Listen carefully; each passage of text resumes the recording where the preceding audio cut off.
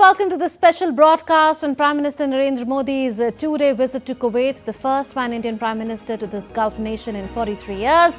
Over the next 1 hour, we will look at how PM Modi's engagements over 2 days in Kuwait is infusing momentum across all components of the India-Kuwait bilateral partnership, what it means for the welfare of Indians residing and working in Kuwait and for regional diplomacy in light of India's active engagement with the Gulf region and its advocacy for peace in this region. I'm your host, Munmun Bhattacharya. Our correspondent will be bringing to us updates from ground. Besides that, former diplomats and experts will be joining us with perspective. So Prime Minister Narendra Modi's ongoing visit to Kuwait marks a significant milestone in India-Kuwait ties, being the first pan-Indian PM in 43 years. On day 2 of his visit on Sunday, PM Modi will receive a ceremonial guard of honor at the Bayan Palace, following which the Prime Minister will hold separate meetings with the Amir of Kuwait and the Crown Prince of Kuwait, and then hold delegation-level talks with the Prime Minister of Kuwait. The Crown Prince will host a banquet in honor of PM Modi, who is visiting Kuwait at the invitation of Kuwaiti Amir, Sheikh Meshal Al-Ahmad Al-Jaber Al-Sabah.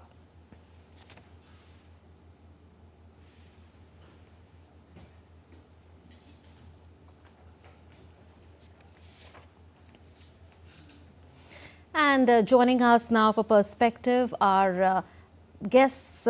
Former Indian ambassador to Kuwait is joining us. He is Ambassador Prabhu Dayal in the studio. Also, Dr. Rajan Kumar, Professor, School of International Studies, Jawaharlal Nehru University in New Delhi, is also joining us. Ambassador, I'll begin with you.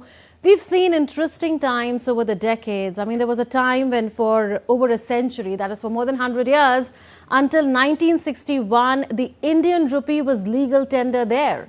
Then we saw what happened during the Gulf War in 1990 when Saddam Hussein had invaded Kuwait, and India, of course, did not take a position in favor of Kuwait then.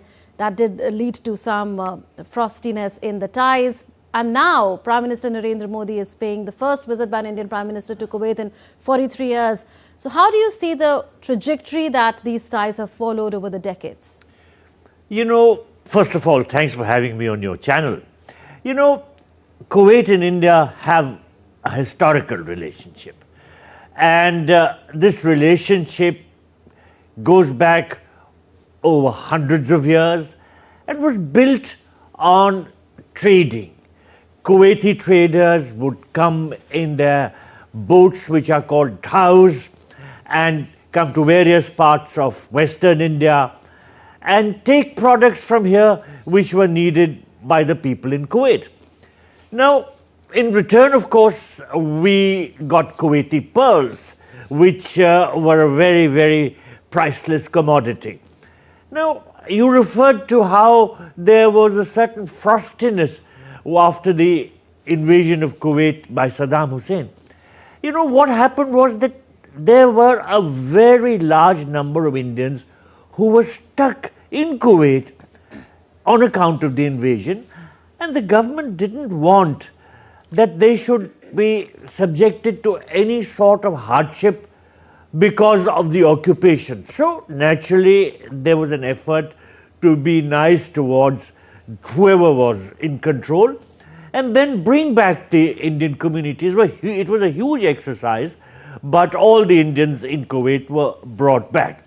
Now, of course, you rightly referred to Prime Minister Modi's visit as a historical one, because it is the first prime ministerial visit by India to Kuwait after 43 years. Mrs. Indira Gandhi had visited in 1981, and no Indian prime minister has visited Kuwait since then. Moreover, it is Prime Minister Modi's first visit to Kuwait, which also makes it very historical. And then, of course, this is the first high-level interaction taking place at the level of prime ministers, heads of state, head of government. After 13 years, I think, after 11 years, there was an interaction when the Kuwaiti prime minister came here in 2013. But since then, there has not been a higher-level interaction at the level of head of government or head of state between Kuwait and India. So it makes it a very historic visit. Let me also add that there are certain factors which make Prime Minister Modi's visit to Kuwait very important. And first and foremost amongst these is the huge Indian community there. The Indian community numbers about 1.1 million or 11 lakhs. And they are very well regarded in Kuwait. They have earned a great name for themselves. They are very patriotic where India is concerned. They carry India in their hearts. They send huge remittances to India. So it is very important for the government of India to send a signal to the Indian community that it really cares for them. And Prime Minister has gone out of his way to do that. Indeed. I saw the visuals on your screen yesterday when he was meeting humble workers, blue-collar workers, and patting some of them on the back and having some refreshments with them and greeting them with warmth. And they were really thrilled to see the Prime Minister so closely. So the Indian community there makes the visit very, very important. Then, of course, Kuwait and India have a partnership which is significant. Kuwait is one of the largest suppliers of petroleum crude to India, 6th largest, and there is a potential to increase the exports of crude oil from Kuwait to India. And then, of course, both countries are important trade partners. Yes. We have a flourishing trade and which is growing every year. So this makes another important content for the relationship. And then, of course, there is the future. You know, Kuwait is looking at Vision 2035. Now it's 2040. It's been upgraded. It's been up 2040. The point is they are looking at the future, how they can reshape their country, how they can improve living conditions, how they can improve the production base, how they can upgrade the skill level of their people, how they can improve healthcare. So these are all matters in which India can be a useful partner. Right. Indian companies are taking part in infrastructure development projects. And on the other hand, Kuwait is a very important investment partner for India. The Kuwait Investment Authority has a sovereign fund which is colossal, and it invests particularly in infrastructure development. So Yes. it is an important partner for India. So both sides have a lot to gain from the close bilateral relationship, and Prime Minister Modi's visit is strengthening this relationship as nothing has done till now. Okay. Let's get more updates from ground now. On day one of his visit to Kuwait, Prime Minister Narendra Modi addressed a large gathering of the Indian community members in the Gulf nation in a special event called Hala Modi at the Sheikh Saad Al Abdullah Indoor Sports Complex in the city. Indian nationals representing a cross-section of the community in Kuwait attended the event. Prime Minister was welcomed by the community with exceptional warmth and enthusiasm. Addressing the Indian Diaspora event, Prime Minister Modi said that India and Kuwait share a relationship rooted in civilization and mutual affection. Bharat और Kuwait का रिश्ता सभ्यताओं का है, सागर का है, स्नेह का है, व्यापार कारोबार का है। भारत और कुवैत अरब सागर के दो किनारों पर बसे। हमें सिर्फ डिप्लोमेसी ने ही नहीं कि दिलों ने आपस में जोड़ा है। Prime Minister Modi highlighted that Kuwait helped India when it needed the most by providing liquid oxygen. PM Modi added that India too supported Kuwait during the COVID-19 pandemic by sending vaccines. जब भारत को सबसे ज्यादा जरूरत पड़ी तो Kuwait ने हिंदुस्तान को liquid oxygen की सप्लाई दी।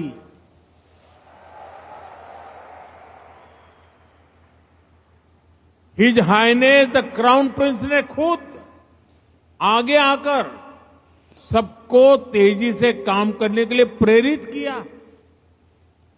मुझे संतोष है कि भारत ने भी कुवैत को वैक्सीन भेजकर इस संकट से लड़ने का साहस दिया।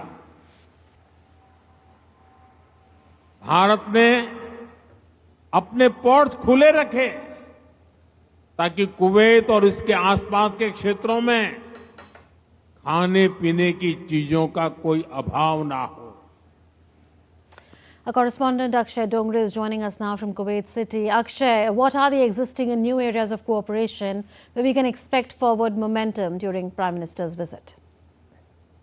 Well, Munmun, first of all, let me tell our viewers that I am present at the Bayan Palace right now. Now, this is the palace where Prime Minister Narendra Modi will be arriving at as well, where he will be having bilateral engagements with the Amir of Kuwait, and after that there will be an engagement, bilateral engagement with the Crown Prince, followed by another bilateral engagement with the Prime Minister of Kuwait, after which there are going to be signing up of some MOUs in various areas of mutual understanding and the areas where both the countries wish to engage for future as well.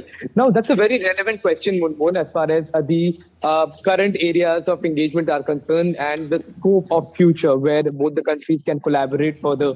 So we are looking at energy security for India, where Kuwait is the sixth largest producer of the crude oil, as well as sixth largest supplier of crude oil to India, along with being the fourth largest supplier of the LPG to our country. Now, this is about the energy security. The second part is also about maritime trade between the two countries. Now, as Prime Minister mentioned that the countries are connected by Arabian Sea as well.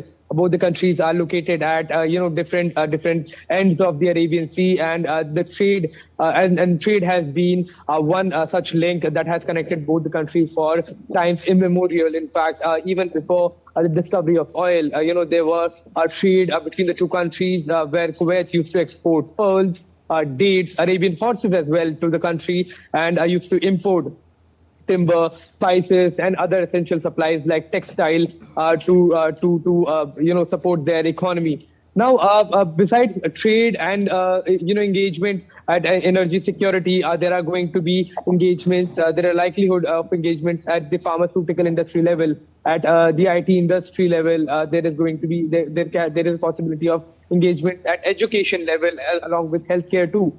So both the countries have a lot of areas where they can work together, where they can grow together. So those areas of engagement are in all likelihood going to take place today when the two leaderships meet, along with Prime Minister Narendra Modi. Dr. Shankar, the Foreign Minister, will be present, along with a National Security Advisor as well. Because under the current geopolitical scenarios in the region, along with the world, both India and Kuwait wish to work closely with each other as far as securing each other's interests are concerned.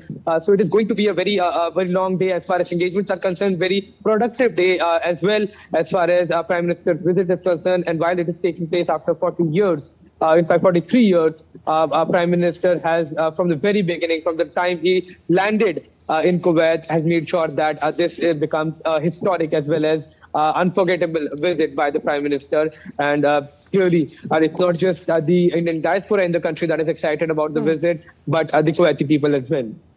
Yes, Akshay, we'd request you to stay on with us. You are telling us that you are outside the Bayan Palace where all the action is taking place. Well, High Commissioner continues to be with us. Well, High Commissioner, when you were posted there as High Commissioner, were you must have figured out a few challenges there. In this relationship, have those challenges been surmounted? Have they taken new shape and color? How would you characterize the challenges then and compare the challenges today? Because there was Akshay talking about the newer areas of cooperation, and we know that there are possibilities of more cooperation in health sector, pharmaceutical sector, technology, innovation, textiles, digital. These are some of the areas that the Prime Minister mentioned in an interview to the news agency there. Munmun, I served as ambassador in Kuwait from 1998 to 2001. And at that time, Kuwait was recovering from the effects of Saddam Hussein's occupation, the Iraqi occupation. It was recovering from the after effects of the war that had been waged to liberate Kuwait. So, the focus was more on rebuilding. And, of course, the Indian community was sizable too. But naturally, since the requirements were less, and Kuwait was setting the course for its future, the size of the community was not what it is today.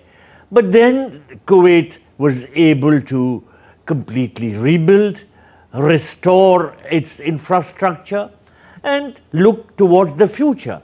And its future naturally is very bright because Kuwait is an oil-rich country. It has financial resources. It wants to develop in all sectors such as education, healthcare, industrial development. It wants to upgrade its manpower resources. So there it sees India as a very important partner. Now, what would be the obstacles at this stage? Well, naturally, competition is very intense. China is a very keen competitor. China has resources. China wants to capture as much of the share of the Kuwaiti market as possible. But India is coming forward as a very, very reliable partner. The Indian community is present there in very large numbers.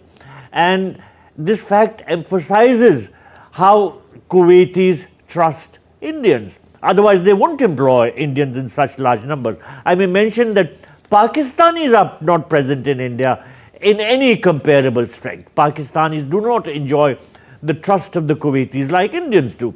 So this trust element is something that goes very strongly in our favor. And of course, the Indian community there carries India in its heart. So it tries to do everything possible to strengthen the bilateral relationship. And this factor is going to play a very important role. But of course, as I said, there is competition. There are other countries which would be interested in doing what we want to do. And we have to be cognizant of how realities are shaping in order to chart out the best course for ourselves. Right, and Professor Rajan Kumar with the JNU is also now with us. Professor Rajan, we are seeing a new chapter, in a sense, in this relationship between India and Kuwait. Kuwait has been very key for India as far as energy partnership is concerned. But do you see this relationship taking new dimensions? Because now there's so much focus on, say, technology. If you look at the fintech sector, then India is among the world leaders. We're also looking at, say, trade in local currencies. We're looking at expansion of non-oil trade between India and Kuwait. And here the ambassador spoke of how there are countries like China who are eyeing, in fact, the Kuwaiti market. And there's so much potential even in that context in terms of trade, investment, etc. So what do you make of the challenges that are there up front in this relationship and the opportunities too? Thank you, Munmun, for having me here. And Ambassador said very clearly that how this relationship is extremely important from India's perspective. In my view, the Prime Minister visit is important for several reasons. And first and foremost is the personal diplomacy, the way Prime Minister has conducted himself with a number of countries in West Asia, especially the Gulf countries, with which we have very strong relationship today. And the GCC countries are very, very important for India's economic security and energy security. But India's presence is also important for their geopolitical security, because you know that the history of Kuwait is well known, the way it was attacked in the 1990s, and then the kind of conflict that was created there, and which also impacted India's India's economy. And that's exactly the time that we had the balance of payment crisis, etc. This relationship is very important, first from the economic and energy security viewpoint, because we have high trade with the Gulf countries, but also with Kuwait, roughly 10 billion trade, although we import much more than we export there. So the Prime Minister visit will try to kind of expand the areas where we can export more. Prime Minister visit is also important for energy security, because India is a growing economy. From the 5th largest economy today, we are going to move on in the next 15 years to a 3rd largest economy. So our energy security is important. Yes, we are getting a lot of energy from Russia today, but there's no guarantee that that kind of energy will be secured in the future. The concessional rate that we are getting may not be secured in the future. So for us, the most important the region is the Gulf region. And also let me tell you that the Gulf region especially the Gulf countries, the Gulf Council countries, they are the largest regional bloc with which we have roughly 15 to 16% of India's trade. So from that perspective, Kuwait becomes important. There are other countries which are very important, UAE, etc., Saudi Arabia, etc. But Kuwait, Prime Minister's visit, is a new chapter, as you rightly said, because this is happening after a long time. Prime Minister was welcomed, by highest civilian award, etc., from the UAE, Bahrain, and number of countries. But Kuwait was missing from that link, and now Prime Minister visit will start a new chapter in that visit. But also, apart from this economic and energy security point of view, as Ambassador Sir rightly pointed out that they have large sovereign fund, and the sovereign wealth fund of Kuwait is roughly $1 trillion, which they are willing to invest in other countries. So we have an investment of Kuwait in India, but that is very less, just 10 billion. Till now, but again, there is a lot of scope for investment. And also, India's presence is important because we want to expand our outreach in the Indian Ocean region, IOR region. So, Prime Minister was also hinting to us that how maritime connection between the two countries are very important. And of course, the geopolitical presence of India. The challenge that you mentioned, Munmun, that one of the biggest challenge today that region is facing is the problem of insecurity and the kind of conflict that you witness in the neighborhood. That conflict might escalate, and that's a real challenge for the Gulf countries and also for India. If for instance, there is a possibility that the conflict can go further, it might impact Iran, and if it expands, please remember that this will impact all the expected population, diasporic population that we have here. And if that, that impact will also have on Indian economy. And of course, energy security is already being impacted because of that conflict. So that stability in the region is very important. India has to play a very important role of political stability in the region. Kuwait is a very small country, and in that country, every fifth person is now, the presence of Indian. And as Ambassador rightly pointed out, India is trusted much more than Pakistan.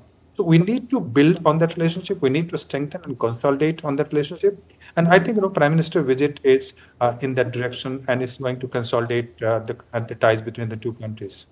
Right. We'll take that point forward of how India and Kuwait, as the chair of the Gulf Cooperation Council, or GCC, which is a group of 6 countries, including Kuwait in the Gulf region, can really help in further emboldening and bolstering peace in the West Asian region. We are already seeing hostilities. They haven't totally ended in the West Asian region.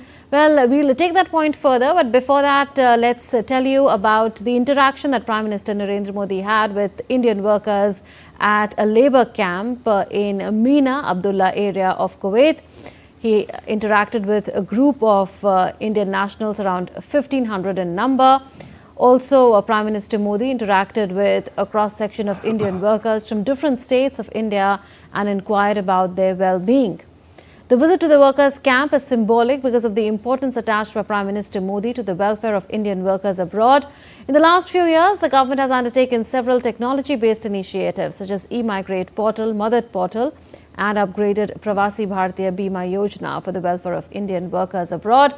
Indian workers top the private sector as well as domestic sector workforce list, according to the Indian Embassy in Kuwait. Indian exports to Kuwait reached $2 billion for the first time, while investments by the Kuwait Investment Authority in India exceed $10 billion.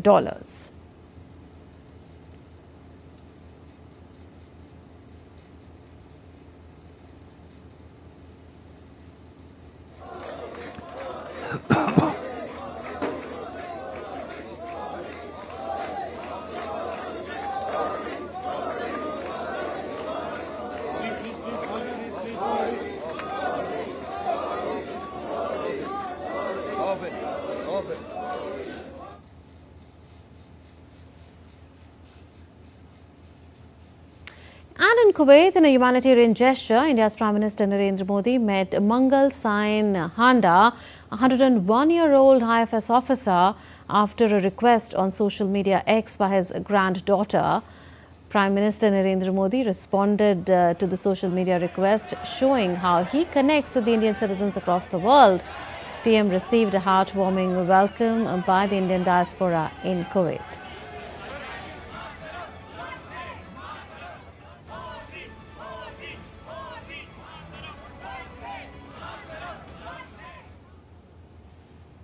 Well, as a member of the diplomatic community, how do you see this? An ex-IFS officer being greeted by Prime Minister Narendra Modi, a whole interaction took place through social media, and then meeting him in person all the way. Also the kind of interest that Prime Minister showed in meeting Indian workers, because that was the first agenda item in his list of programs in Kuwait. Well, the Prime Minister's gesture was indeed very heartwarming. Meeting Mr. Mangal Sen Handa, meeting members of the Indian community with such warmth, meeting humble Indian workers, going out of his way to visit the Mina Abdullah camp and show how much he cared for the Indian workforce abroad. I think these are very meaningful gestures, and they would go a long way towards strengthening the morale of the Indian community, and also in making them even feel more close to India than they have done in the past.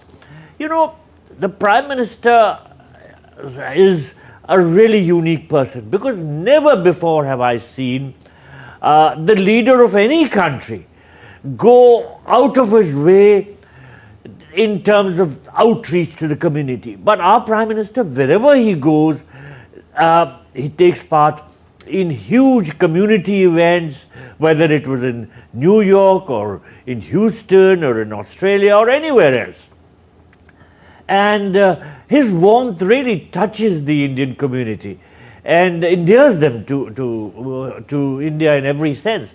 So I think this gesture, meeting the 101-year-old former IFS officer, meeting the Indian community in such a nice reception which they had organized for him, and also meeting the Indian workers, all these are part of one combined package, and that is Prime Minister's outreach to Indians living abroad, and his great warmth, the warmth of his personality is indeed commendable. You know, I may mention that when the Italian Prime Minister had come to India, she had said that Prime Minister Modi is the most popular leader in the world, and many global rating agencies have also said the same. So he is popular with the Indian community abroad. He is also popular with foreign leaders, because the sort of warmth he exudes towards them when he meets them, and in turn the warmth which they show towards him, yes, these are really unparalleled. So I think this is all something that speaks very highly for the initiatives of the Prime Minister. Yes.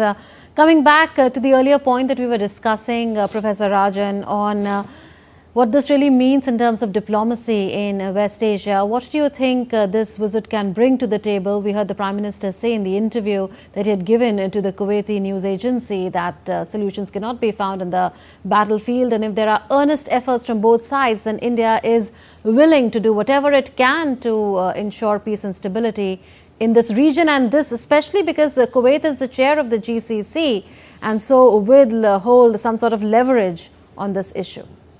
I think there are a lot of opportunities because, Trump is going to come back to power. And if you remember that, this Abraham Accord, it was started by him. And then he tried to bring in Saudi Arabia, Israel. And then he's pushing for some kind of ceasefire. He has made the statement that, he doesn't want any kind of conflict in the region. And some kind of stability should be established in the region before he assumes power. So in that context, I believe that he'll try to revive the same or the similar kind of accord again, where he'll try to bring the parties together. And in that, India becomes very important. And you also remember that, we know that this IMEC, India Middle East Economic Corridor, etc., was started some time back. So that again, we can take it off, and that connects Saudi Arabia, UAE, etc. And again, Kuwait would be one of the beneficiaries because Kuwait is, just bordering Saudi Arabia.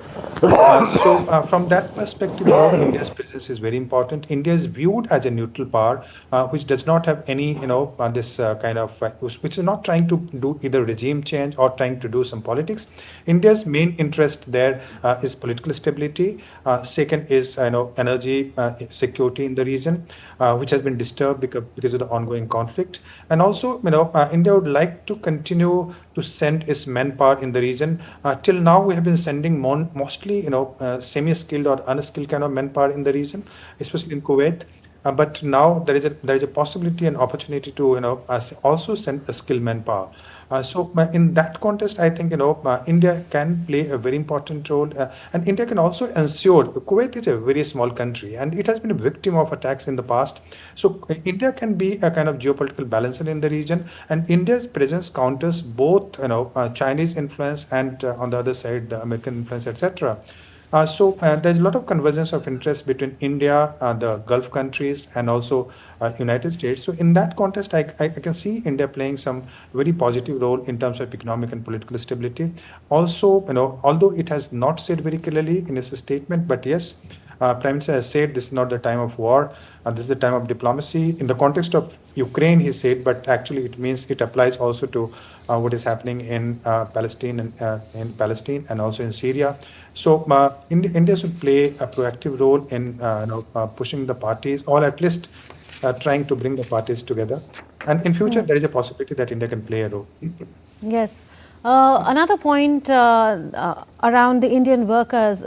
We are aware of a tragedy that happened in which a few Indian workers had died there in a fire tragedy earlier this year. But do you think that both sides are making serious efforts to ensure that the Indians live in the best of conditions? The Prime Minister had a very heartwarming interaction with the Indian workers there, and a lot of free-flowing exchanges really happened of ideas, views, suggestions, etc.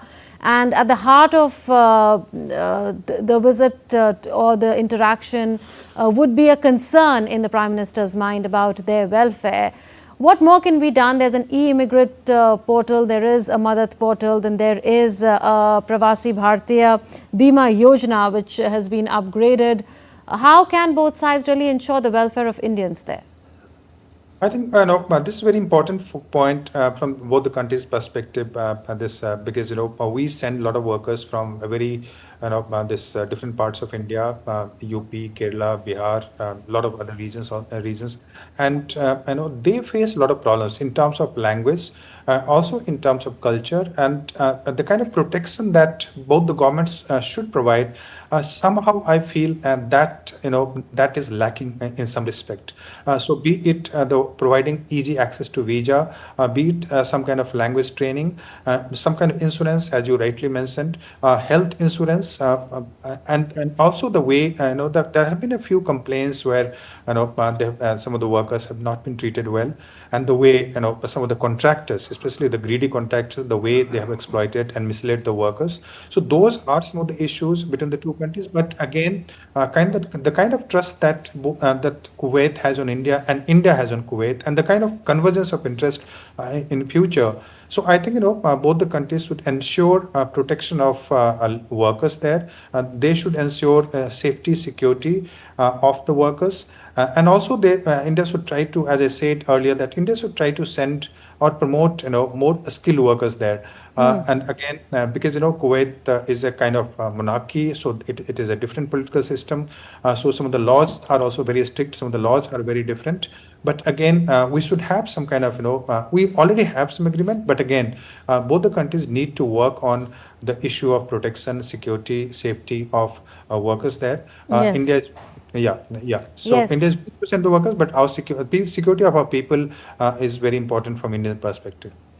Yes, Ambassador, if I may ask that, how do you look at the future course of the trade partnership and also investment, because a bilateral investment treaty is being negotiated between both the sides. Besides that, there is focus on negotiations for an FTA between India and the GCC region. Again, Kuwait is the chair of GCC.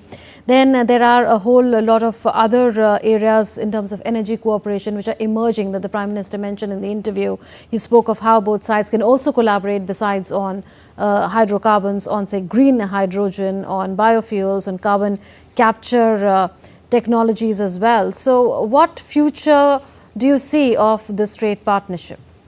Well, the potential for growth in all these sectors which you have mentioned is immense.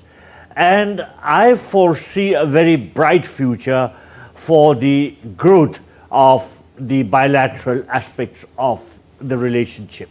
Now, let me mention that Kuwait is a very oil-rich country. It is one of the largest exporters of crude petroleum. India has a huge requirement, and our requirements are growing because we need more energy to cope with our industrialization.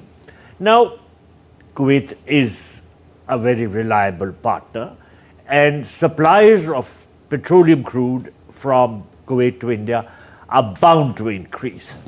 As Professor mentioned during his remarks earlier, we are getting a lot of oil from Russia, but of course we have to keep looking at alternative sources, and Kuwait is a very viable source in that context.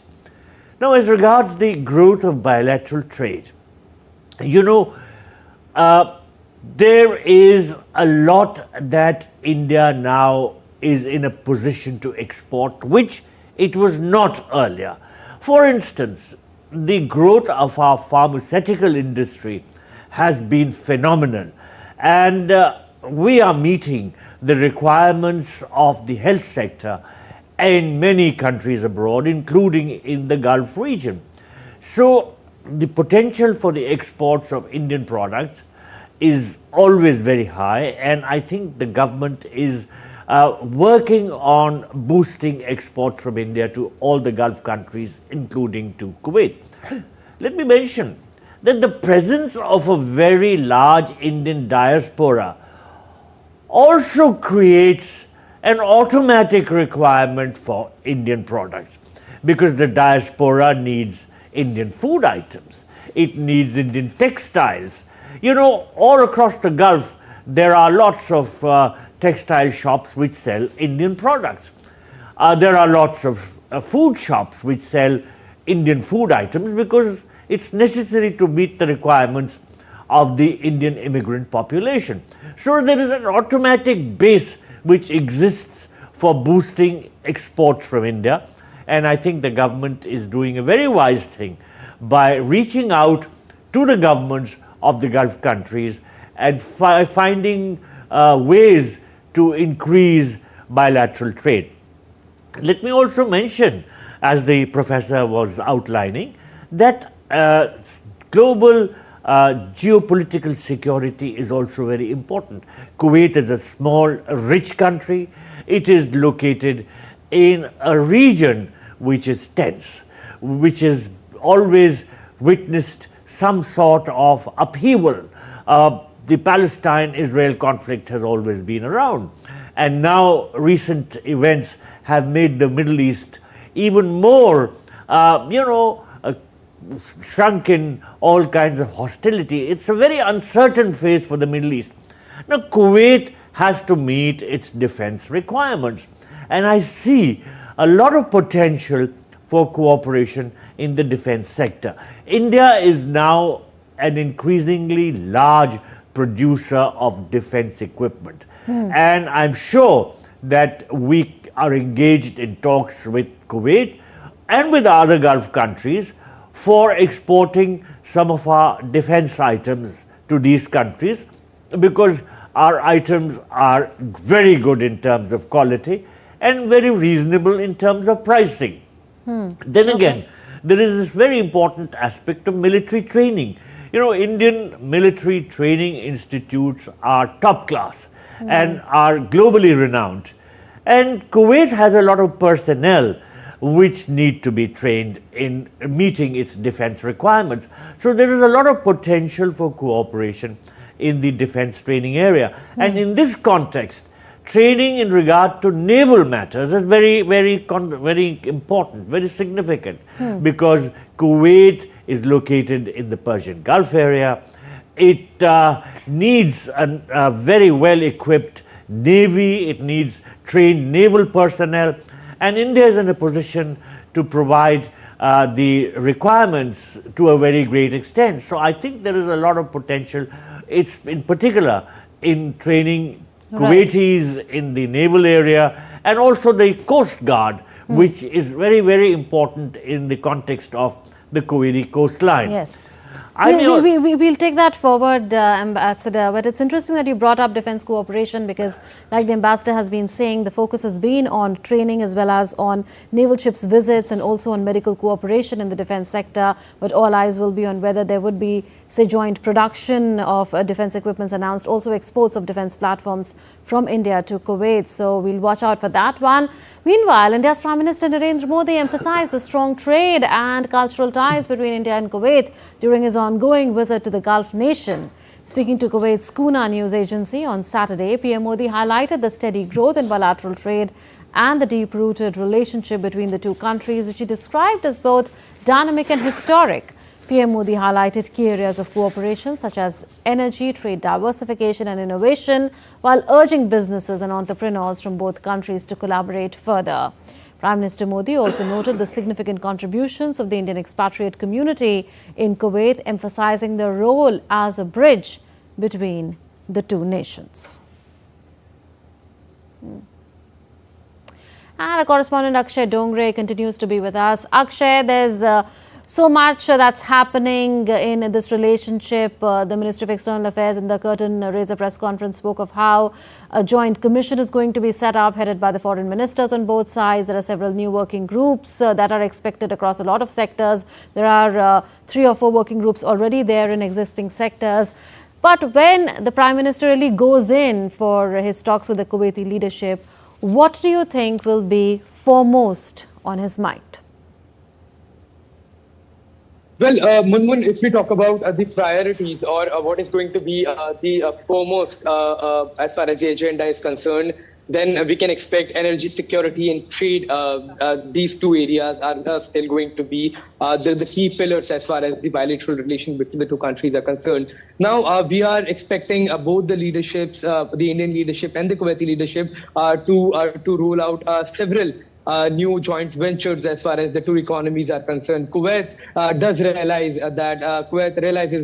that India is an untapped market as far as their investment is concerned. India is a growing economy. It is, in fact, world's fastest growing major economy, and that is the reason why the Kuwaiti corporates, when we interacted with several of them, they seem very optimistic as far as India's growth story is concerned. They are very hopeful that the investments of Kuwaiti corporates is going to be quite fruitful as far as the Indian market is concerned. Now, we are looking at energy security, we are looking at trade, we are looking at education sector, healthcare sector, pharmaceutical, and as the ambassador was pointing out, defense is going to be perhaps one of the most important point that will be discussed between the two countries as well. Now, the Indian defense industry has emerged as one of the fastest growing defense industry around the world as well. We are now a country that can indigenously manufacture an aircraft carrier. Now, the Navy is going to be in the focus as far as India's defense manufacturing capabilities are concerned. We can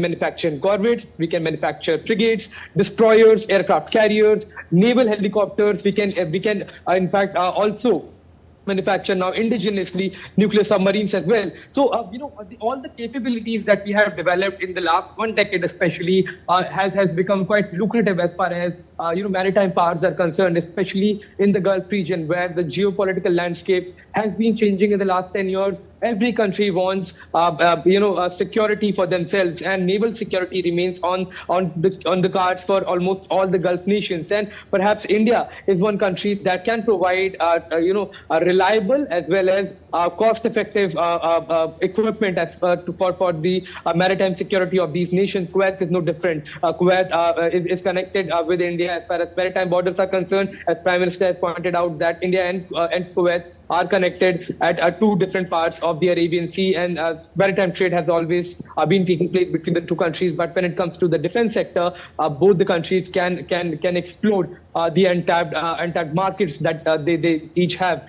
So defense is going to be one such area where both the countries can be signing a couple of memorandums of understanding. And it's not just the import and export of defense equipment, but also joint training and bilateral exercises of their troops. where the Indian side can share their expertise with the Kuwaiti land and naval forces, and the Kuwaitis can share their expertise as far as working in this particular landscape. So both can learn from each other. Both can share their technological know-how with each other. And it's not just the defense equipment and the defense technologies, but technology in itself is going to be one such area where both the countries can exchange memorandums of understanding, with India having a lot of expertise as far as now developing state-of-the-art technology. It's not just it's not just mobile phones or other technological equipment that India now manufactures, but it's also advanced manufacturing, where India has been making several strides. Quantum computing, advanced manufacturing, artificial intelligence. India has been learning from other countries. Like, for example, when Prime Minister went to Singapore in his last bilateral visit, he had several engagements with the Singaporean sides as far as the advanced manufacturing sector is concerned. So Kuwait can learn a lot from those experiences that India has now. Right. So these are going to be perhaps some of the areas where both the leadership will be focusing on, besides the living bridge, the Indian diaspora, and the working conditions that Prime Minister has been speaking about, of improving as he visited the labor camp yesterday. So there are going to be a lot of memorandums of understanding, a lot of exchanging, a lot of agreements that will be signed between the two countries that can take the relationship between the two countries to a next level. Back to you, Munmun. Akshay, before we let you go, what is your assessment of why it took 43 years for an Indian premier to travel to Kuwait? Well, that is the question. In fact, Prime Minister said that the flight to Kuwait from Delhi is just 4.5 hours, but it took about 43 years for an Indian Prime Minister to visit the country, and that is the big question that, in fact, the Indian diaspora has been asking as well. But perhaps it is also the ability of Prime Minister to assess and to focus on the areas which have been lacking in the past, made him come to Kuwait as well.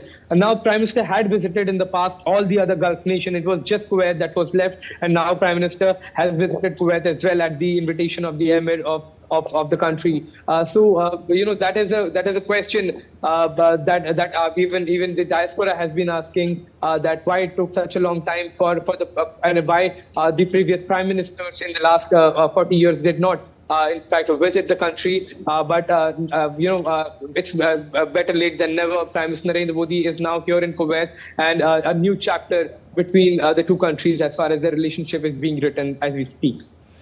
Yes, Akshay, stay with us. So, Professor Rajan, coming to you, you are an educationist. In the education sector, what forward movement would you like to see between India and Kuwait? We know that there are several CBSE affiliated schools there, and Indian students also study there. But there is a gap still in terms of higher education sector. Also, many believe that a lot can be done in terms of student exchange programs between India and Kuwait. And there was an incident that I came across of invalidation of IIT degree at one point in time in Kuwait. So could you put that into perspective for us?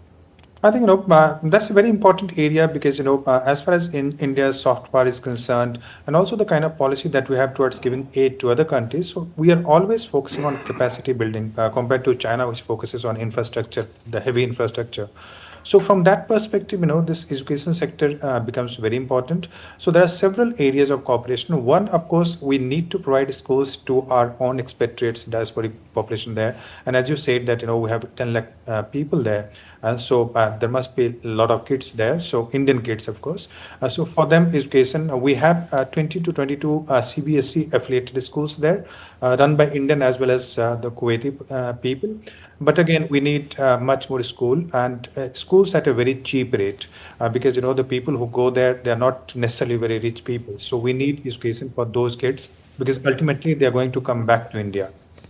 Citizenship is not given like other countries in Kuwait. So that becomes important. But also there are two areas where we can train people from Kuwait in health, because health sector India is doing extremely well. In digital technology, we have done extremely well, and in that computer, IT, critical technology, etc. So India can provide training to people, students from Kuwait. Although Kuwaiti population students, Kuwaiti students, they prefer going to either one of the Arabic countries or they want to go to the West. But again, with our kind of with the kind of cheap education that we provide, cheap means inexpensive education, not so inexpensive education that we provide to kids in India. So those are the opportunities, but also there is one area we should look for investment from Kuwait. I'm saying investment because they have huge sovereign wealth fund, 1 trillion. So we should look for investment also in the education and technological sector. So they can invest in the Indian education sector, financial investment I'm saying. And capacity building in health, pharmaceutical, and then this IT, service, insurance, etc. So these are the areas where the two countries can cooperate. And that's how I see, there's a possibility and there's an opportunity. And also the recognition of degrees, we need to kind of emphasize or kind of underline the fact that Indian degrees should be, or different kind of degrees that we have, they must be recognized there, and only then cooperation between the two countries can grow. What is the one thing that you would like to see accomplished during the visit, Ambassador? Oh, I'd like to see many things accomplished. No, one thing. Why should I speak the first only and one foremost, thing? the biggest priority to your mind? Well, certainly the welfare of the Indian community always ranks number one in my mind, because these are your people, they are living abroad, they are working and they are sending money home, they have families here. So certainly whatever is done for their welfare would rank uppermost in my mind, and I think the Prime Minister has a vision also which encompasses this idea. I think that the two countries are working together to improve whatever steps need to be taken to ensure the welfare of the Indian community in Kuwait, better working conditions, better living conditions, and more job security. So I think whatever steps are taken in that context will be uppermost. Of course, there are other areas, defense cooperation, how to increase crude oil supplies, how to increase trade, how to increase investments from Kuwait to India, how to increase the participation of Indian companies in the infrastructure projects of Kuwait. These are all very, very important. There's no doubt about that. But when it comes to ranking, personally, I would place the interests of the Indian community topmost, and whatever is achieved in this context of ensuring their welfare and well-being during Prime Minister's visit would rank number one in my list of priorities. Okay. Now, as far as the Shanghai Cooperation Organization is concerned, the last I saw, Kuwait was a dialogue partner in the SCO. And there was a reference during the MEA briefing about how Kuwait had signed up on the Belt and Road Initiative as well. So from a strategic perspective, where do you see this relationship? Because SCO is one that focuses on countering terrorism and bolstering regional security, whereas Belt and Road Initiative has concerns, as far as India is concerned, on sovereignty and territorial integrity. Kuwait likes to keep options open. And China is a global player. If Kuwait wants to develop a closer relationship with China, it should not surprise us, because why should it close its options? Of course, historically, Kuwait has been an ally of the United States. Let's not forget that the ouster of Saddam Hussein from Kuwait and the liberation of Kuwait would not have been possible without US forces and the allies, US allies. But the fact remains that Kuwait has every right to pursue an independent foreign policy. If it is looking at India as an option in some sense and China in another, it should not be something that worries us. Now, you mentioned about Kuwait contemplating joining the BRI. Well, if the India, Middle East, Europe corridor takes off, which at the moment is impeded because of the Middle East war. if that takes off, UAE and Saudi Arabia are very important in that context because this corridor passes through there. And Kuwait is right next door. The corridor would pass through territory in Saudi Arabia, which is contiguous to Kuwait. So the participation of Kuwait in the India, Middle East, Europe economic corridor cannot be ruled out. In fact, that is something that we should try and achieve. Of course, the Chinese are very keen to involve Kuwait in the BRI, but so should we be in involving Kuwait in the India, Middle East, Europe economic corridor. In fact, the involvement of the Saudis, the fact that the Saudis are key participants along with the UAE in that, and that the corridor will also pass through Jordan.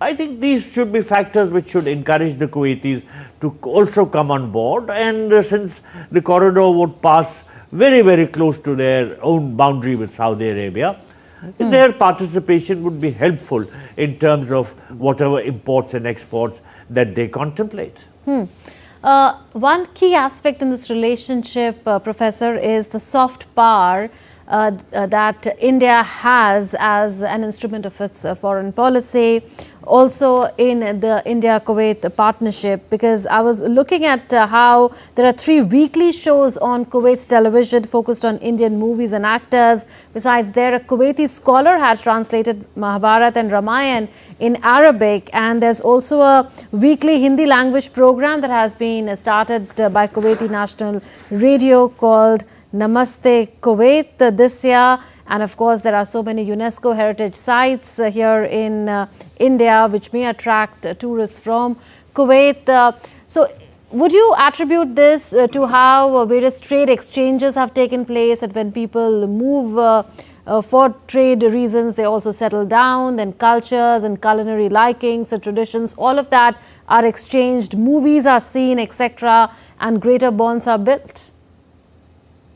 I think we have certain shared values with all the countries in the Gulf. And Prime Minister's, one of the important aspects of Prime Minister diplomacy is the what you call soft power, which is spreading power through persuasion rather than coercion. And you will see that wherever he has gone, he has tried to emphasize on soft power aspect, which is this yoga. Which is like Bollywood, and connecting with the diaspora, because diaspora, they are the agents of our who will spread the software in other countries.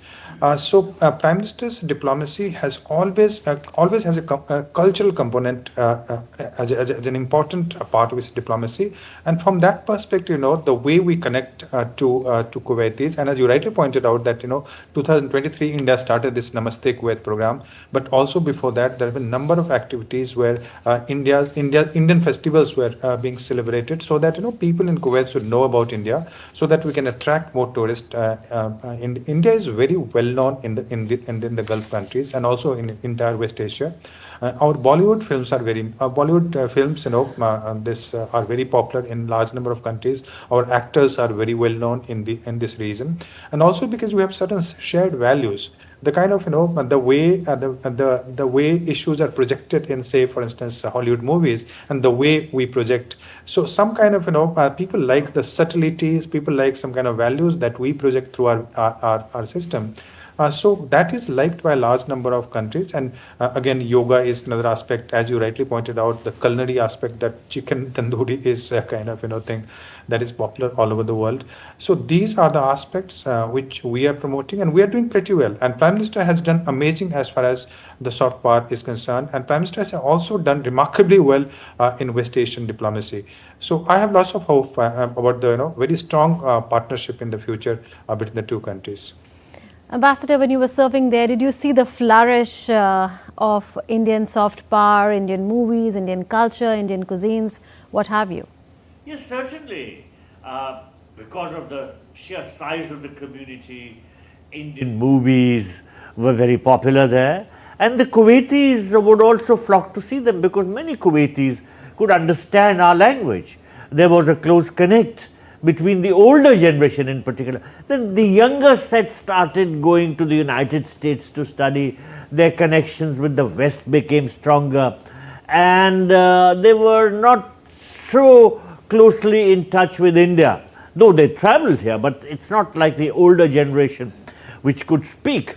I understand from my friends in Kuwait that, you know, one of the older amirs, Sheikh Abdullah Salam Al-Sabah, used to visit Bombay very frequently and be seen on the beaches, relaxing on the beaches. So there was that sort of connect, and naturally that showed also in various aspects of cultural activity. You know, there were hundreds of Indian cultural organizations in my time in Kuwait, and surely they have now become thousands of such organizations. So they would host cultural events in different places, including in the auditorium of the Indian Embassy, and invite Kuwaiti nationals to these events. And so there was a lot of interaction which took place, which familiarized Kuwaitis with Indian culture. Of course, Indian movies were very popular. And Professor was referring to Indian cuisine. There were lots of Indian restaurants in Kuwait. Surely, many of them were also very popular with the Kuwaitis, who liked Indian cuisine too. And in fact, Prime Minister, in his address to the Indian community yesterday, said that aapne yahan par India ka tadka laga diya, which means you have brought the flavor of India to Kuwait. And that is indeed very true. And when it comes to the cultural sphere, that aspect cannot be ignored. Indian culture is very evident in various sectors of Kuwait. The movie halls very frequently show Indian movies, and of course Indian movie stars have been visiting Kuwait. Some of them even visited in my time, and very prominent Indian artists have performed in Kuwait. The community always welcomes them, and I think that sort of interaction is poised to grow even further on account of Prime Minister's visit. Right, now we are standing by for visuals of ceremonial guard of honor for Prime Minister Narendra Modi in Kuwait. To bring you up to speed with what's really happening there in Kuwait, Prime Minister Narendra Modi is visiting Kuwait on a 2-day visit over the weekend, and there he is now in a bit set to meet the leadership of Kuwait. That includes the Amir of Kuwait and the Crown Prince and later the Prime Minister. A ceremonial guard of honor being accorded to Prime Minister Narendra Modi as we speak at the Bayan Palace. Bayan.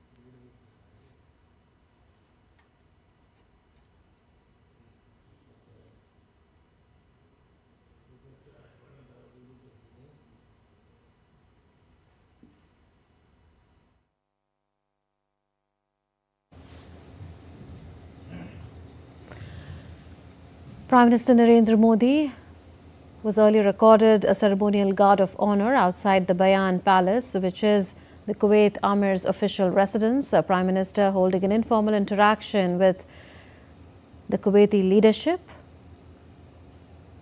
Now, the Prime Minister is expected to have a one-on-one meeting with the Amir of Kuwait, followed by another meeting with the Crown Prince and yet another with the Prime Minister of Kuwait. And that meeting between the Amir of Kuwait and Prime Minister Narendra Modi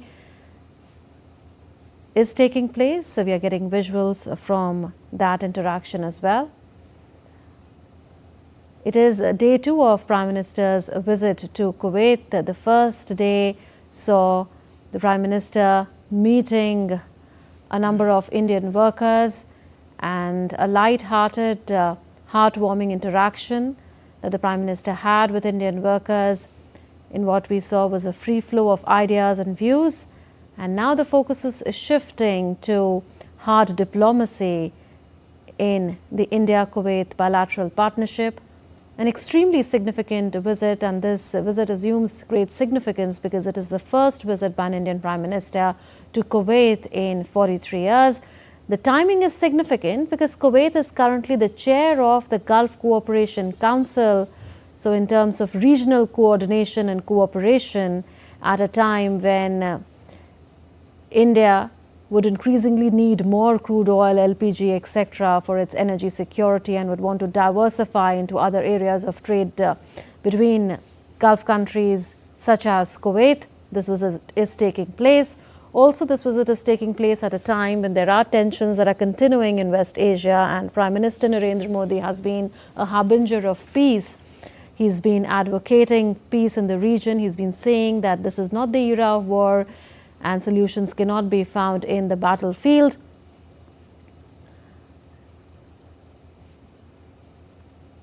Our correspondent Akshay Dongre continues to be with us. Akshay, can you tell us what is happening there currently, and when can we expect the MOUs to be signed and exchanged between the two sides? Well, Munmun, the MOUs will be signed at the end of the bilateral engagements between the two leaderships. In fact, after the guard of honor, the Prime Minister is going to have a bilateral discussion with the Amir of Kuwait. After that, there will be a bilateral engagement between the Prime Minister and the Crown Prince of Kuwait. And the third and the last engagement for today is going to be between Prime Minister Narendra Modi and Prime Minister of Kuwait. And after that, there will be signing up of the MOUs, about signing up of the agreements. Both the sides, even before and during the visit, have been trying to finalize the agreements and the MOUs that are going to be signed. So the stage is all set for this new chapter new chapter to begin between India and Kuwait, between the relations in these two countries. And we can expect a lot more to happen as far as the discussions are concerned. So after the agreements, agreements are reached between the two sides, we can expect both sides to be signing the memorandums of understanding in various fields, from defense to education, from pharmaceutical industry to IT. And as far as the priority for the Prime Minister is concerned, there's going to be, agreements as far as the welfare of the Indian diaspora is concerned here in Kuwait. Because even the Foreign Ministry has acknowledged in the past that there have been instances where the Indian expatriates on certain occasions have been treated by the middlemen that between the two countries, and Prime Minister's focus is also going to remove these middlemen and these fraud companies that tend to hire Indians as far as lucrative job opportunities are concerned in Kuwait, and then there have been instances where their passports have been taken and they have been kept in the country without their wish. So even the Kuwaiti side, after the intervention by Narendra Modi, is going to be focusing on ensure that the large expatriate community of over 1 million people remains comfortable in the country, and when they work here, and whenever they want to go back to India, they are provided all the help that is required from the Kuwaiti side as well. So all of these issues will be taken up as far as the bilateral engagements are concerned. Besides these areas of mutual interest, both the sides will also be talking about the evolving geopolitical situations that concern both the countries in their respective regions. So we can expect more engagement and more cooperation between the two countries as far as each other's security issues are concerned as well, be it India's national security or Kuwait's security in the region. And one of the areas where both of these countries can advance as far as security arena, there can be understandings on defense equipment as well as exchanges of technological know-how used by the armed forces of both the countries. Back to you, Munmun. Yes, Akshay, please do stay with us I'll come to you, Professor, now. What I found also quite interesting is how the Prime Minister was present as the guest of honor yesterday at the opening ceremony of the 26th Arabian Gulf Cup in Kuwait. So, in a sense, this is not the first meeting that the Prime Minister is having with the Kuwaiti leadership. Only yesterday we saw an informal interaction that the Prime Minister may have had with them.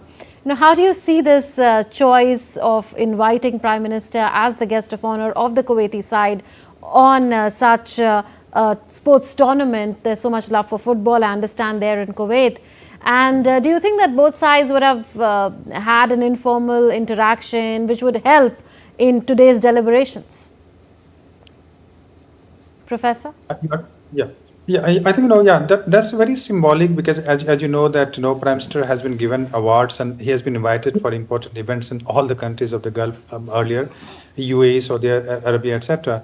So from that perspective, this again it was symbolic. It was a messaging that kind of importance that this Kuwait gives to the Prime Minister of India. So I would see it rather from that perspective, where it's a kind of a very positive messaging being sent at a very personal level to the Prime Minister. Yes, it's a sporting country, and Kuwait wins a lot of sporting awards, and even in Olympics. Prime Minister's invitation was a kind of very nice, I'll say, diplomatic gesture, and which is very well received by the Indian diplomacy, and also because Prime Minister believes in connecting not only with the people from our diaspora, Indian diaspora, but also from connecting, if given the opportunity, he would also like to connect with the local population there. And there cannot be an event better than connecting through the sports, where that event is so popular in Kuwait. So that's a way to connect, and that's a kind of diplomatic gesture, very well received from both the sides here. Interesting, and I'm also reminded, Ambassador, of how both countries stood by each other during the COVID-19 pandemic. I mean, when India got liquid oxygen in huge amounts from Kuwait when India needed it the most, and Kuwait was one of those countries to which India had supplied the COVID-19 vaccines. So, is this something which creates a lot of goodwill, not just between the leadership of both the countries, but also between people? Yes, of course, there is an old saying, a friend in need is a friend indeed. And when Kuwait and India stood by each other during the COVID crisis, they exemplified what this old saying stood for. Now, there have been other occasions when Kuwait and India have helped each other in times of need. We need not go into details, but certainly there is a warmth in the relationship, and this will increase on account of the views which both sides have towards each other in terms of the bilateral relationship. Both consider each other important partners. And of course, there is a lot that Kuwait can do towards strengthening India's abilities to attract investments. We are doing our level best to make foreign investors feel secure, and I think the Kuwaitis are taking note of that. And at the same time, the Kuwaitis are also seized of the tremendous capabilities of Indian companies in regard to handling infrastructure development.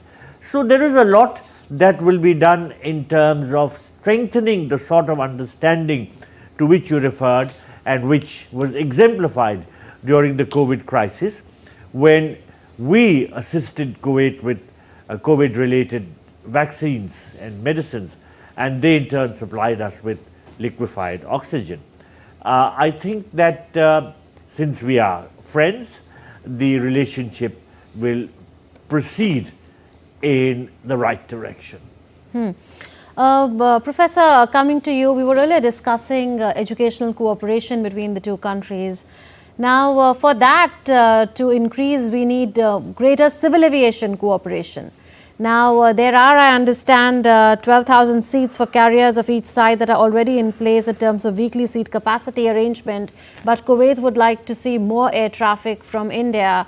So, when I was at Brunei Darussalam some months back, I saw that there was no direct flight between India and that country, and it was expected that soon there would be an announcement, and the first flight did start on the 5th of November, the same day when the US presidential polls were held. So do you think that there could be an announcement on the civil aviation side? Would you think that that is also the need of the hour?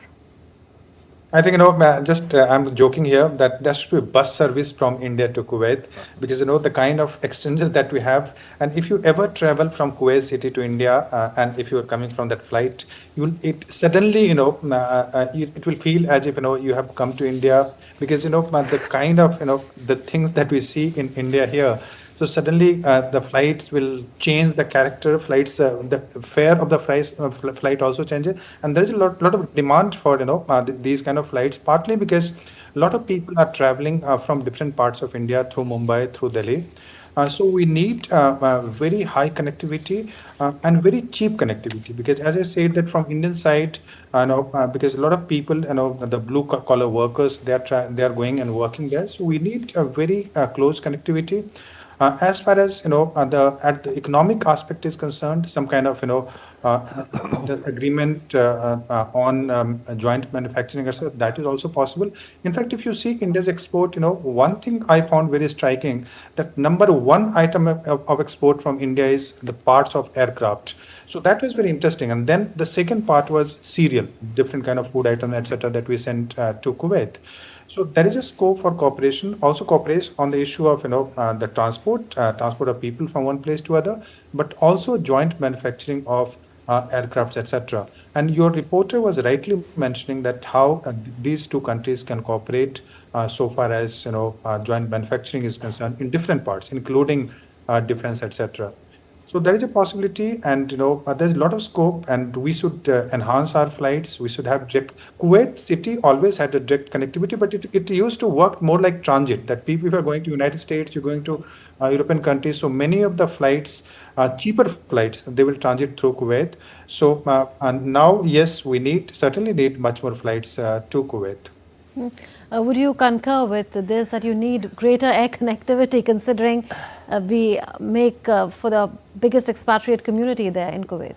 Yes, certainly we can do with more connectivity in the air sector. But we have direct flights, a lot of direct flights between the two countries. But to take off from what the professor said about a bus service, I'm not too optimistic about that, because it will pass through very conflict-ridden areas. And it will also have to pass through Pakistan, where security is a huge concern. Terrorist attacks in Pakistan against the security setup have gone up more than 50%, according to a recent State Department report. But certainly, better ferry services, boat services between Kuwait and India could be encouraged, because the working class people would find it more affordable to travel by boat, and the journey is not going to take much time. Let us not forget that the old Kuwait-India relationship was based on boats. It is the boats which I said earlier were called dhows, which carried Kuwaiti traders and goods to India and brought back Indian goods for Kuwaitis. So there is that history of naval traffic, and certainly better ferry services would help the workers from India who are domiciled in Kuwait. But of course, better air services are always welcome, though what is being done by the two governments in this regard is something I don't know. Maybe this issue could figure in the bilateral discussions, and if there is a working group on communications and connectivity, then this issue will perhaps figure during the talks there. Interesting, and I also saw what you had mentioned, Professor Rajan, that the Prime Minister did speak of how the Indian growth story is attracting global manufacturers from semiconductors to aircraft to drones to e-vehicles to set up shop in India, perhaps indicating that this is something that both sides could now expect. Now, coming to the petrochemical sector, Professor, the Prime Minister spoke of how this is another promising venue for collaboration. He said that India's petrochemical industry is rapidly growing. He spoke of how it is set to become worth $300 billion by next year. And Kuwait's ambitious petrochemical vision under its Strategy 2040 can open doors to co-investment, technology exchange, and even mutual growth. So is this another area of collaboration that we are looking at? Certainly, because one of the issues that we face with Kuwait is that we import, roughly about $8 billion trade that we have import in terms of import, and then we export only about $2 billion. So the kind of the gap. How do you fill the gap? So there are two ways you can do it. Either you export your enhance the scope of export to that country, or you ask that country to invest more in India. So these are the two possibilities, and this is exactly what we are doing with Russia also, because we have such huge trade deficit with Russia. So we are saying that we are saying two things to Russia: that you invest in India, the kind of surplus amount that you have accumulated, and also we ask Russia to. We are actually trading with Russia in the local currency. So these are the two possibilities that can also be explored with. I think I'm sure that our diplomacy is already doing that. So both in terms of asking for more investment, and Kuwait, as I said, it has a sovereign wealth fund of roughly 1 trillion. It's a huge amount, and so we are looking for that kind of investment. And also we can encourage some kind of the way rupee was a legal tender till 1961. So we can again ask for trade in local currency. If it can happen with Russia, why not with a third country? And also the rupee card, etc., that you promoted when probably in Brunei this thing was being discussed when you were there. So there is a possibility of this kind of transaction where trade transaction takes place in the local currency, so that we are not dependent on the third currency, which is again because of number of geopolitical issues becomes volatile at times. So these are the petrochemical is again, as I said, there's a lot of scope, and we need a lot of energy in India in terms of import, but also in terms of refinery, etc. So Saudi Arabia has also promised that it will invest a lot of money in India in the petrochemical and other sectors, in infrastructure sector. So similarly, we can expect and encourage, persuade Kuwaiti leadership to invest in petrochemical sectors, and that would be a huge area of collaboration between the two countries. Do you agree that petrochemical sector would be another area of collaboration going forward? Certainly, it will be a very important area, because Kuwait is a very big producer of petroleum, and it is already the 6th largest exporter to India. It's very, very important in the context of our growing industrial needs, and so the cooperation that can be possible in the petrochemical area is very, very significant. Of course, we are also now emerging as a major exporter of products which come out of petroleum refining. And there too, imports of crude oil from Kuwait could help us to boost our exports in this sector too. So I think that the cooperation in the petrochemical sector is going to be a very important agenda item during the talks between the two sides. As voice for the Global South, the Prime Minister did mention about how under India's G20 presidency that was a key focus, and how India has hosted 3 Voice of Global South summits, and Kuwait also is a developing country. So do you think that such initiatives and the undercurrents that this has also further amplifies the importance that India has for the world at large, and even from a regional perspective, India's leadership is seen in a very positive light? Well, there is no doubt about the fact that Prime Minister Modi is perceived as one of the most important global leaders today. And that is why he is welcomed with such warmth by other global leaders, whether it is President Biden, or whether it was President Trump when he was in power, whether it's President Putin or President Macron, or any other global leader. Look at the sort of relationship which Prime Minister Modi has fostered with the President of UAE, who's the ruler of Abu Dhabi, Sheikh Mohammed bin Zayed Al Nahyan. Sheikh Mohammed calls Prime Minister Modi his brother.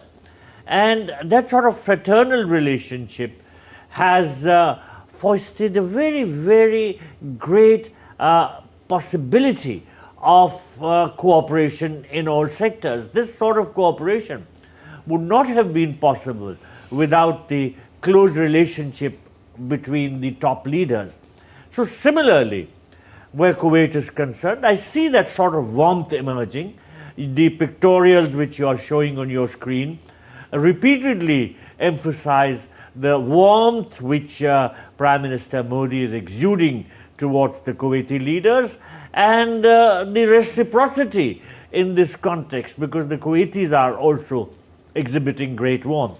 So I think that this will naturally have a role to play in bringing the two countries closer together in terms of their thinking on global issues, how the two countries will work more closely together towards fostering South-South cooperation, how both the countries will be able to perceive the requirements of the global South and direct their energies towards achieving the goals in this context. So I think that this visit will be very consequential and will have long-term ramifications which will be to the benefit not just of India and Kuwait, but of the entire region also. Professor, would you agree that there has been a dramatic transformation in ties between India and all the countries in the Gulf region in the past 1 decade, and Pakistan has long ceased to be a complicating factor in this relationship? Absolutely, without any doubt. Indian diplomacy has done amazing in West Asia. Yes, there are things which are not under our control. For instance, the kind of conflict that we are witnessing in Syria or Palestine, we can't do much, unfortunately. But as far as the diplomatic ties between the two countries are concerned, we have certainly consolidated. So as I said, there is a very personal aspect where Prime Minister at a personal level is connecting with the leaders. The second, we have strengthened and consolidated our bilateral ties with each country in the region. And third, we also have we have begun to play some kind of geopolitical role in the region, because when you have a strong ties, for instance, India has already had strong ties with all the countries of the Gulf Council countries, and now this country was missing. So again, we are trying to have ties with each country, which will lead to better ties with the region. And as I said, this GCC region is extremely important for India from energy security, from economic security perspective. So India has certainly transformed its ties with most of the countries in West Asia. Yes, there are a few exceptions, but yes, and because the Gulf countries and the West Asian countries, they also know that they need market. They need the countries which are buying energy from there, which can play the role of political stability. They are also in the process of diversifying, and Pakistan doesn't stand anywhere in terms of India's economy today. So the main reason why India has become important is the economy, let me tell you. And because of the economy and because of the geopolitical role that we are playing in different organizations and throughout the world. So because because of that, India is taken very seriously, and they treat India not in comparison to Pakistan the way it was treated earlier during the Cold War and little later also. So now they take India as a country which can stabilize the region. India can play a very influential role economically, politically, and also in international organizations. And India is certainly one of the leaders of the global South. China is another leader. Sometimes Russia also claims to be a leader of global South. So India is taken very seriously in the Gulf region, and all the Gulf countries, they see India as an independent power, and they do not see through the prism of Pakistan. So that's a very interesting development. But we need to be much more active, even on the issues where the conflicts are going on. We need to play a proactive role even on the issue of conflict in terms of bringing the parties together and creating some kind of positive diplomacy for ceasefire, etc. If I may switch that question a little bit and come to you, Ambassador, why do Arab monarchies attach higher weight to India in the present times? Certainly, nothing succeeds like success. And India is a country which is achieving remarkable success in a number of areas. The Indian economy has grown by leaps and bounds, and that is evident from the huge foreign exchange reserves which we have, and which stand out in contrast with the sort of bankruptcy which prevails in Pakistan. So there is no doubt that India's success speaks for itself. And if the Gulf countries feel that cooperation with India will be to their benefit, it is not without reason, because India brings not only credibility to the table, but India also brings capability. India has capabilities in a number of areas, and these capabilities could translate into meaningful bilateral cooperation. So I think that this fact is not lost on the Arab monarchies, and although Pakistan tries to proclaim that since it is an Islamic country, therefore it automatically enjoys proximity to the Gulf monarchies, well, this fact is being increasingly debunked, and these monarchies are trying to stay away from Pakistan, because Pakistan is becoming notorious for going around with a begging bowl. There is a limit to the amount of largesse which can be doled out to Pakistan by the Gulf monarchies, and they are quite fed up of receiving Pakistani visitors who come with begging bowls. In fact, you would have seen reports recently that a cause of worry for many of the Gulf countries is the fact that many Pakistanis are going there and begging on the streets, and begging is not allowed in these countries. In fact, some Pakistanis have gone to Saudi Arabia for Umrah, and they have been found begging on the streets of Saudi Arabia. So this is something that the Gulf countries do not like, and they like meaningful cooperation. So in the context of India, they see a lot of possibilities for such meaningful cooperation, because India brings, as I said, credibility and capability to the table. Yes, and earlier, Professor, Kuwait, in fact, had given its in-principle concurrence to joining the International Solar Alliance, an idea mooted by India alongside France. And there are so many countries that are now part of it, not just those that were initially conceived to be, and those between the Tropic of Cancer and Tropic of Capricorn. And the Prime Minister, in his interview, did speak about India's pro-planet initiative and how these India-led green initiatives are meant to address climate change, build disaster-resilient infrastructure, drive global transition, and promote environmental sustainability. Again, besides the leadership of the Global South, is this one area which evokes respect for India from the global community as a whole? I think on the issue of this energy switching, all these countries, they support this issue.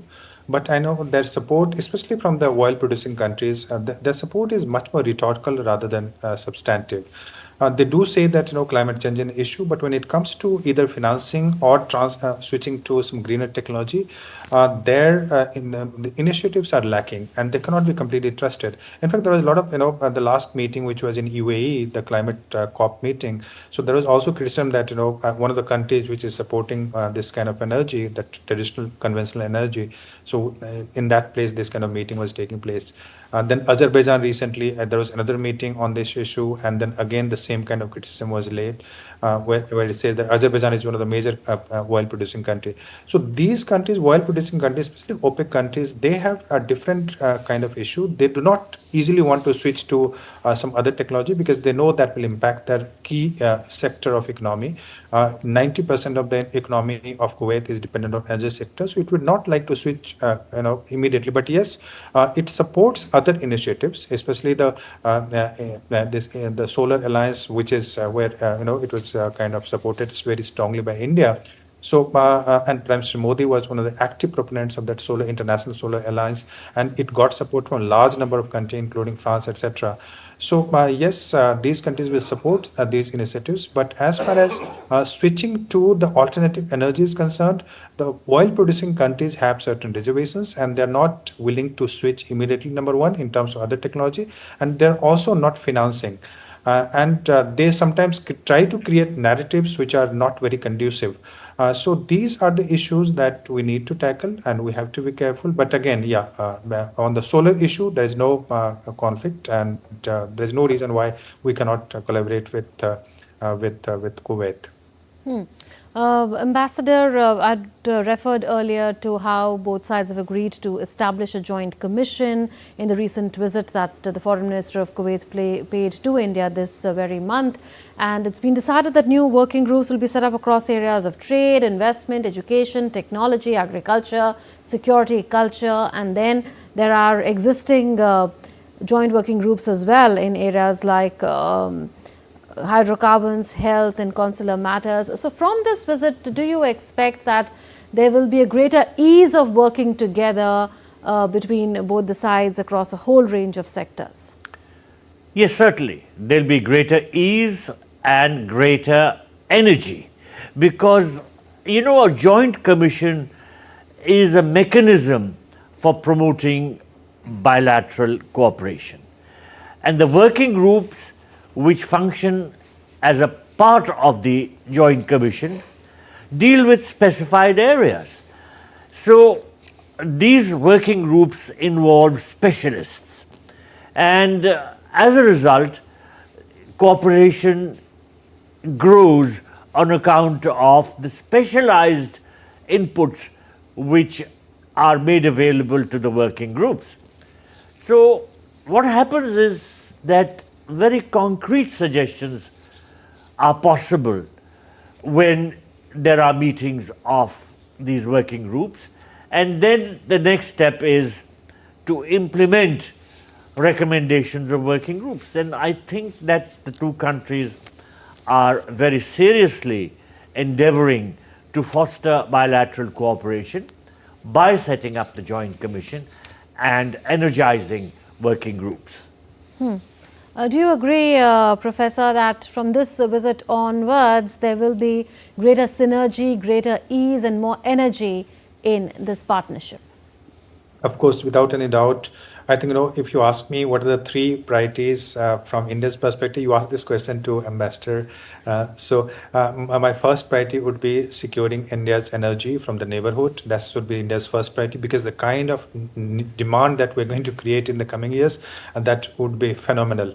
And we need that from the nearby countries. So that is number one. And irrespective of the greener energy, etc., our dependence on the oil and gas, that will remain for in the near future. So energy security is important. Economic security, because we trade, our trade is very high with this country, and also because a lot of trade passes through that region. So political stability and this economic stability in the region is extremely important for us. We send a large number of diaspora in all the countries, including Kuwait.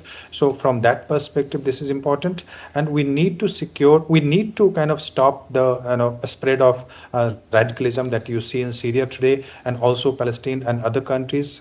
So for these four reasons, I would consider this visit is extremely important, and this will this will certainly bring a new chapter in the relationship of India, not only with Kuwait but the Gulf countries. And now you'll have to allow me to go because I have to attend another meeting. Right, we'll let you go. Professor, appreciate the time that you've given to us for your analysis on Prime Minister's ongoing visit to Kuwait. Ambassador, coming to you, there was a reference to security cooperation also during the course of our discussion, and very recently we've seen an attack in a Christmas market in Germany, and there the suspect who's been arrested is a Saudi Arabian national who was living there for almost a decade or more. So do you think that counterterrorism could figure in these discussions? Because even under SCO, there's so much focus on terrorism, and Kuwait, I understand, is a dialogue partner there, and there are concerns with regard to what is really happening vis-a-vis terrorism and the West Asian region. And again, Kuwait is the chair of the GCC. So do you think that counterterrorism cooperation could also figure in the talks? You know, security is very important for any country. And in the context of Kuwait's polity, we cannot overlook the very basic fact that the population is very small. It is about 4.9 million, and out of these, about 3+ million people are foreigners. So a small population makes Kuwait vulnerable in terms of external security, and that is why Saddam Hussein's forces were able to occupy Kuwait with such ease. Now, Kuwait is rich, it has abundant oil reserves, so it makes Kuwait vulnerable because many hostile entities in the region may try to take advantage of the small population of Kuwait to once again try and occupy. So Kuwait is very wary of external threats, and naturally it's trying to boost its ability to counter these threats. Then you come to internal security. You know, there are rogue elements within any society. There are certain extremist elements within Kuwait itself. And just as you mentioned that there was a Saudi national who had been living in Germany who was responsible for carrying out the terrorist attacks there, there have been many other cases of rogue elements who have carried out terrorist acts in the Middle East. And Kuwait is wary of any such activities. So the steps which can be taken in terms of countering terrorism are very important. There are rogue extremist Islamist elements which are very evidently present in the West Asian region, and these pose a threat to the small Gulf monarchies. So there is a lot of concern about what needs to be done to prevent any untoward instance. And I think the Kuwaitis are keen to enhance their internal security, and if there is anything that India can do to help them in this regard, I'm sure that we will do so, because we are facing terrorist threats all the time, and we are enhancing our capability to counter such threats. So there is no doubt that internal security is a challenge for any country. It is a challenge also for the Kuwaiti monarchy, and I'm sure that there could be some discussions in this regard, and if so, India will be more than willing to do whatever possible to help Kuwait in this regard. When you were serving there, Ambassador, what were the issues that you thought needed to be urgently addressed? What was the vision that you had as the ambassador of India to Kuwait for the local population and for India interests in the region, and how much of that has been achieved, how much of that is yet to be achieved? You know, when I was there, some of the mechanisms that are required for protecting your workforce were not present. The Kuwaitis needed to put those in place. For instance, there are lots of Indian housemaids in Kuwait, and the mechanisms for affording protection to them were not up to the mark. And there were many cases which came to our notice of Kuwaiti domestic servants being harassed and being troubled. You mean and Indian domestic servants in Kuwait? Yeah. And in fact, many of them would flee their employers and come and seek refuge in the embassy. And we had a shelter where we were accommodating 300 plus housemaids. So this showed the sort of problems that existed. But through dialogue, through discussions, the Kuwaitis have perceived the nature of this problem as something that needs to be addressed, and they have put in place some mechanisms which are affording the requisite protection to domestic workers also. I saw this happening in Dubai also. In Dubai, the government became very strict about enforcing the welfare of domestic servants, and this was a very positive step, and I understand that the other Gulf countries are doing the same. So there has been progress in that regard. An MOU has been signed, and I think there was a decree also that was issued by the Kuwait side to implement that MOU. Yes, indeed. But it was important to sensitize them to our needs and to also try and discuss with them the possible measures that could be taken. Also, the overall question of the welfare of the community. When you have such a large community, it is very important to address their needs and to make sure that living and working conditions for them are up to the mark, and that if there are any lacuna, then these need to be addressed. So at my time, which was 23 years back, I left Kuwait in December 2001.